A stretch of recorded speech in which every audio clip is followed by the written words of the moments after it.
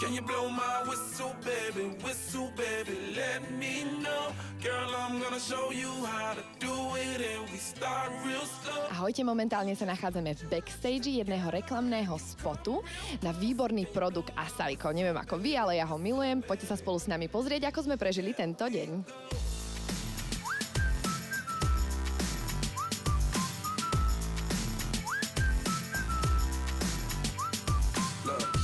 Danicka, dnes točíme jednu úžasnú vec. Je to televízna reklama na úžasný produkt Asaiko a bude to naozaj náročný deň, keďže sa presúvame až do 4 lokácií a každý ten styling je iný, tak nám prezrať, ktorým stylingom sme začali a ktorým napríklad skončíme. No, začali sme športovo, takže myslím, že sa to nedá prehliadnúť a prejdeme naozaj ako keby rôzne situácie, v ktorých sa ľudia, ktorí Asaiko jedia a majú radi, tak proste sú to bežní ľudia, takže budú to aj také kostýmy, alebo bude to tak urobené, aby tí ľudia naozaj pochopili, že toto je jedlo, alebo ako by som to mala presne nazvať, môže mať, alebo teda môže si dovoliť každý a mal by ho aj každý ochutnať. Takže bude to biznis, bude to niečo ako laboratórium, no a aby sme teda nezabudli na posledný styling, tak a ja som zabudla, čo máme posledný. Áno, a aby sme teda nezabudli aj na to, že papáme alebo konzumujeme jedlo hlavne doma, tak bude to aj domáce oblečenie. A ty si už mala možnosť teda tento produkt vyskúšať, Asaiko? Ja milujem Asaiko, špeciálne na nuky. A keď mám čas, tak samozrejme aj samotný produkt v rôznych kašiach a všelijakých takýchto variáciách, tak to úplne milujem. Ešte sa vrátim k tomu stylingu. Je iné alebo ťažšie stylovať do televíznych kamier? Je to úplne iné, pretože tam si treba dať naozaj pozor na veľa vecí, ktorých sa v bežnom živote nestretneme, takže treba si dávať pozor, aby tam nebolo veľa pásikov, aby to nerobilo moare, aby proste tí ľudia vyzerali veľmi pekne, aby to na nich proste to oblečenie nevyselo. Je to trošku taká malá veda.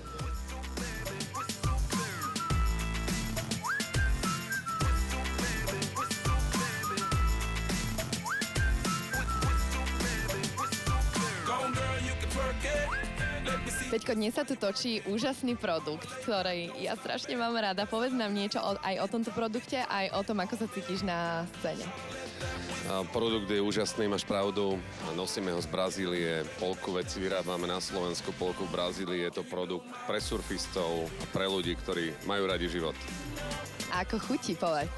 Tá chuť je veľmi ťažko opísateľná, je to nová chuť a je fantastický.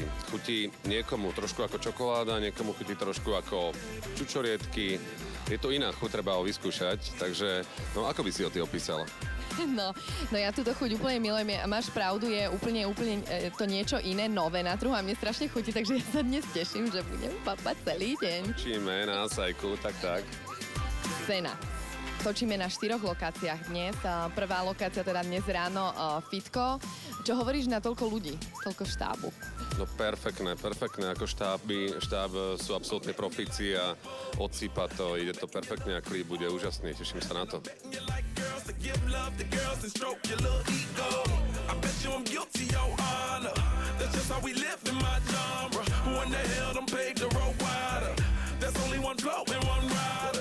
Chava, how do you feel today on the set? Very good.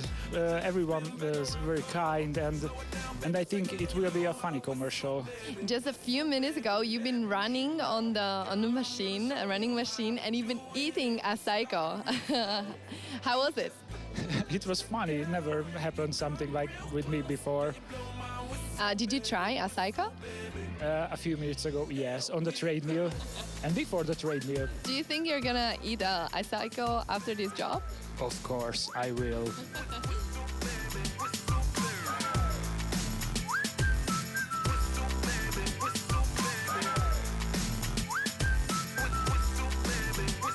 It's like everywhere I go, my whistle ready to blow. Shawty don't even know she can get in it for the low. Told me she not a pro, it's okay, it's under control. Show me soprano,